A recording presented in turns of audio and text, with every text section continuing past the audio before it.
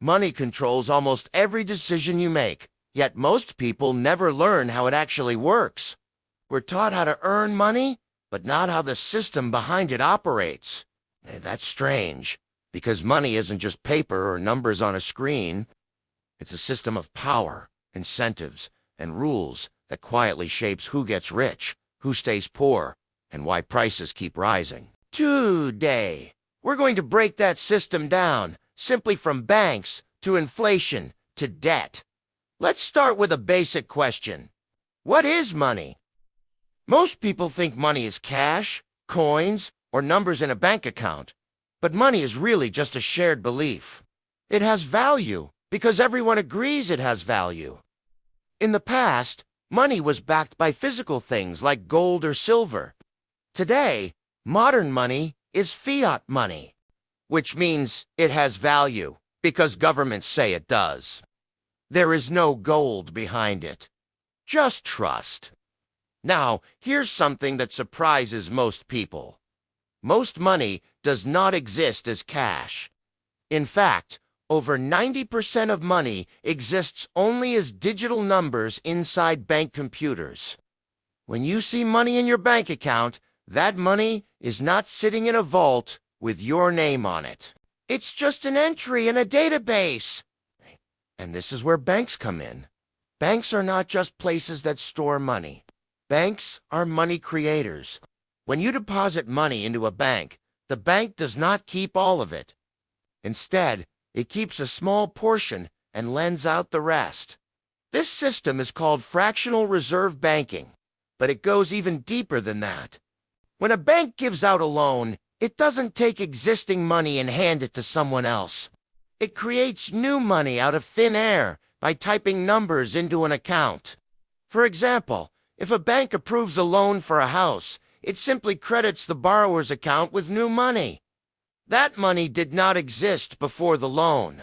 The loan creates the money, and when the loan is paid back, that money is destroyed. This means most money in the economy is created through debt. No debt, no money. That's a huge idea most people never realize. Now let's talk about interest. When banks create money through loans, they charge interest. This means more money must be paid back than was originally created. But here's the problem. The interest money doesn't exist yet. It has to come from somewhere else in the economy. This creates constant competition for money and forces continuous economic growth. The system depends on more borrowing, more debt, and more expansion just to keep running. This leads us directly to inflation. Inflation is often explained as prices going up, but that's not the real cause. Inflation happens when the supply of money grows faster than the supply of goods and services. When more money is created, each unit of money becomes less valuable. Your money doesn't disappear.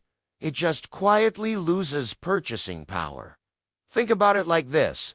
If everyone suddenly had twice as much money, but the number of houses, cars, and food stayed the same, prices would rise. Not because sellers are evil, but because money became less scarce. Inflation is essentially a hidden tax. It slowly takes value away from savings and transfers it to those who receive new money first. And who receives new money first? Banks, corporations, governments, and asset owners. This is why inflation often increases inequality.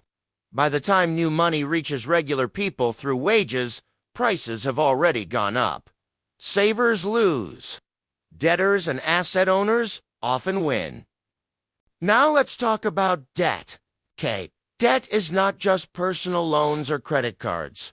Debt is the foundation of the modern money system. Governments run on debt. Corporations grow through debt.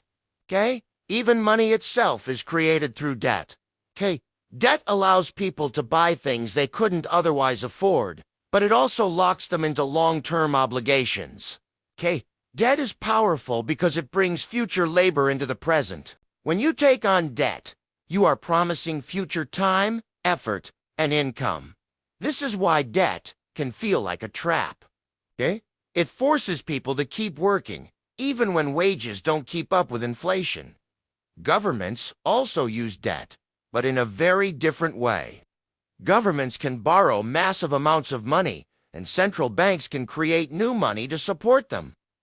Central banks control interest rates and money supply. When economies slow down, central banks lower interest rates to encourage borrowing. When inflation rises, they raise rates to slow it down. This gives central banks enormous influence over the economy. But there's a trade-off.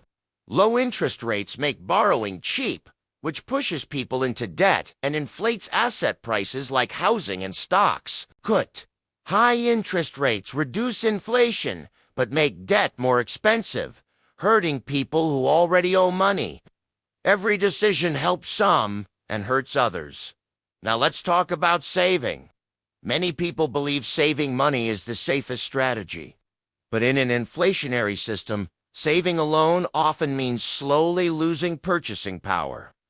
Money sitting still becomes worth less over time. This is why wealthy individuals focus on assets, things that grow faster than inflation, while average people rely on wages and savings. This doesn't mean the system is evil or broken. It means the system is designed a certain way. It rewards borrowing, investing, and asset ownership more than saving and working alone. Once you understand this, money starts to make a lot more sense. So why isn't this taught in schools?